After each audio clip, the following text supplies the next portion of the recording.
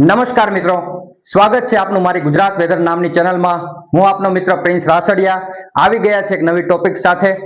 આજનો ટોપિક તમે હેડલાઇન ઉપર વાંચી જ લીધો હશે, જે છે શેતાન અલ નીનો। હા મિત્રો, અલ નીનોની ચિંતા આજે મને અને તમને સૌને ખૂબ થઈ રહી છે કે ભાઈ શું થશે, અલ નીનો આવશે તો 2026 ની અંદર વરસાદ આવવાનો છે કે નથી આવવાનો, આવશે તો કેટલો આવશે, તો એ બધું જ આપણે આ વિડીયોની અંદર જાણવું છે। આજે મારે તમને અલ નીનો વિશે 100% માહિતગાર કરી દેવા છે કે અલ નીનો શું છે, ક્યારે ઉદ્ભવે છે, દર કેટલા વર્ષે અલ નીનો આવતો હોય છે, અલ નીનો આ શબ્દનો અર્થ શું છે, આજે તમે બધા જ સારી રીતે સમજી શકો એવી સરળ ભાષાની અંદર મારે તમને અલ નીનો વિશે જણાવવું છે। તો જે મિત્રો આ વિડીયોની અંદર હજી નવા આવ્યા હોય, આ ચેનલની અંદર નવા આવ્યા હોય, તો મહેરબાની કરી અને વિડીયોને સબસ્ક્રાઇબ કરી લેજો, બેલ આઇકન ઉપર ક્લિક કરી લેજો, જેથી કરીને હું જ્યારે આવી નવી સારી અપડેટ મૂકું એટલે તરત જ તમારા સુધી પહોંચી જાય। હવે આપણે વાત કરીએ અલ નીનો શું છે। તો જોઈ રહ્યા છો એ બ્લેકબોર્ડ ની અંદર મેં અમુક ચિત્રો રેખાંકિત કરેલા છે, બરોબર છે। શું છે તો એ માત્ર ને માત્ર સમજવા પૂરતું છે।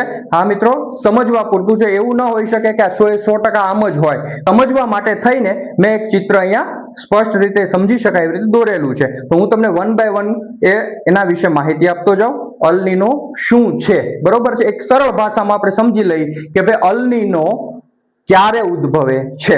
તો મિત્રો અહીંયા આપણે એક બ્લેકબોર્ડ ની અંદર અહીંયા ઇન્ડિયા ભારત દોરેલું છે। ભારત એની આજુબાજુ જે દેશ આવેલા છે એ અમુક દેશો મેં અહીંયા દોરેલા છે, અમુક દેશો અહીંયા મેં રેખાંકિત કર્યા છે। એમાં થાઈલેન્ડ છે, વિયેતનામ છે, ઇન્ડોનેશિયા છે।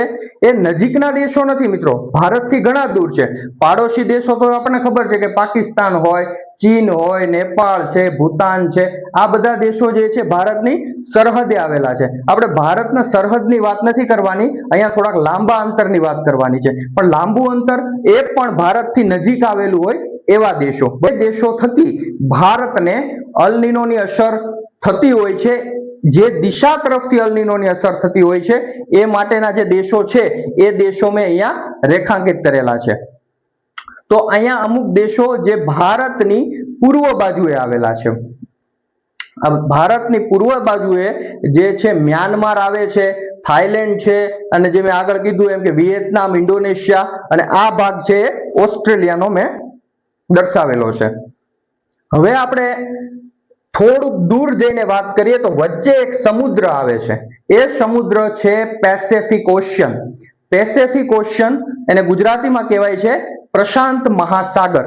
પ્રશાંત મહાસાગર એક ખૂબ મોટો સમુદ્ર છે, હજારો કિલોમીટર દૂર જે છે એની વિસ્તરણ થયેલું છે, હજારો કિલોમીટર દૂર જે ભારત અને આ બધા જે દેશો છે, ભારતની પૂર્વે બાજુ આવેલા દેશો, અને વચ્ચે જે સમુદ્ર છે પ્રશાંત મહાસાગર, આ ભાગ જે મેં દર્શાવેલો છે એ આપણે મનમાં એક આપણે કલ્પના કરવાની છે કે આ ભાગ છે દક્ષિણ અમેરિકાનો છે અને ઉપરનો ભાગ છે એ ઉત્તર અમેરિકાનો છે। એટલે આપણે આ બાજુથી જેમ જેમ જતા જઈએ વચ્ચે એક સમુદ્ર અને પછી આવી જાય અમેરિકા। અમેરિકાના બે ભાગો મેં અહીંયા દર્શાવેલા છે, અને એ આપણે અહીંથી ભારતથી ગણવાનું થાય પૂર્વ દિશાની અંદર। પૂર્વ દિશા એટલે વેસ્ટ બાજુ, અને આ ભાગ જે બધો આવશે એ આવશે ઈસ્ટ બાજુ, બરોબર છે। તો હવે આપણે સમજવાનું છે કે ભાઈ આ અલ નીનો કઈ રીતે ભારતમાં ઇફેક્ટ દર્શાવે છે, અલ નીનોને હિસાબે શા માટે ભારતની અંદર વરસાદ ઓછો થાય છે। તો એ સમજવા માટે આપણે સમજવું પડશે કે પ્રશાંત મહાસાગરની અંદર કઈ એવી વસ્તુ બની રહી છે જેને કારણે અલ નીનો ઉદ્ભવી રહ્યો છે। આમાં મિત્રો બે રીતનું હોય, લા નીનોની કન્ડિશન પણ બનતી હોય, અલ નીનોની કન્ડિશન પણ બનતી હોય, પણ આપણે પછી ફરી ક્યારેક સમજશું કે લા નીનો શું છે। આજે આપણે માત્ર ચોમાસાને જે અસર કરતું પરિબળ છે અલ નીનો એના વિશે જ સમજવું છે।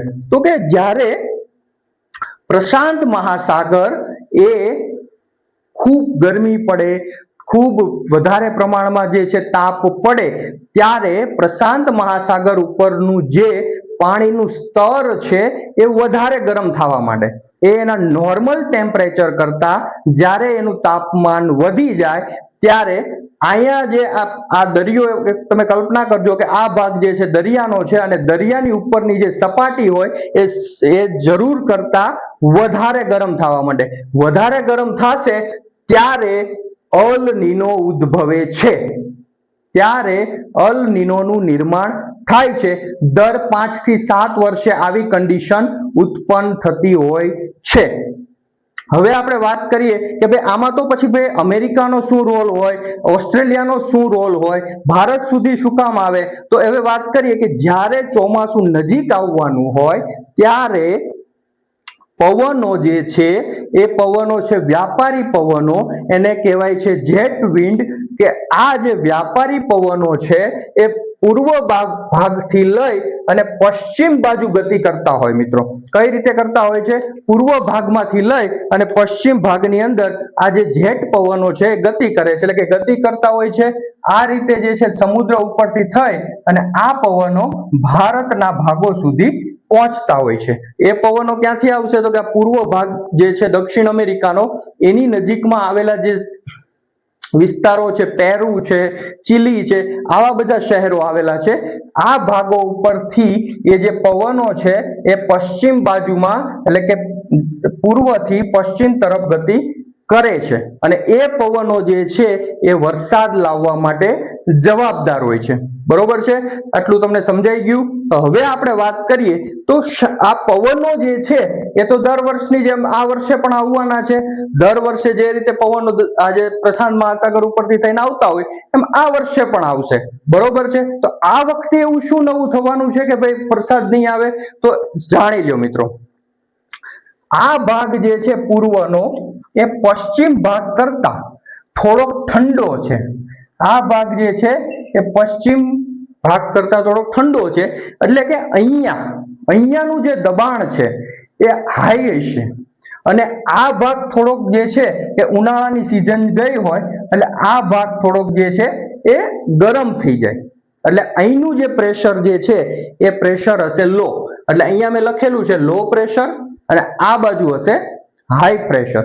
એટલે પવનો હંમેશા જે ગતિ કરે છે એ high pressure to low pressure, પવનો હાઈ પ્રેશર થી લો પ્રેશર બાજુ ગતિ કરતા હોય છે. પણ આ વખતે થાય છે એવું કે જ્યાં પ્રશાંત મહાસાગરની અંદર પવનો જે ગતિ કરવાના છે એ લો પ્રેશર જે છે એ થોડું કમજોર થઈ રહ્યું છે, એટલે કે નબળું પડી રહ્યું છે.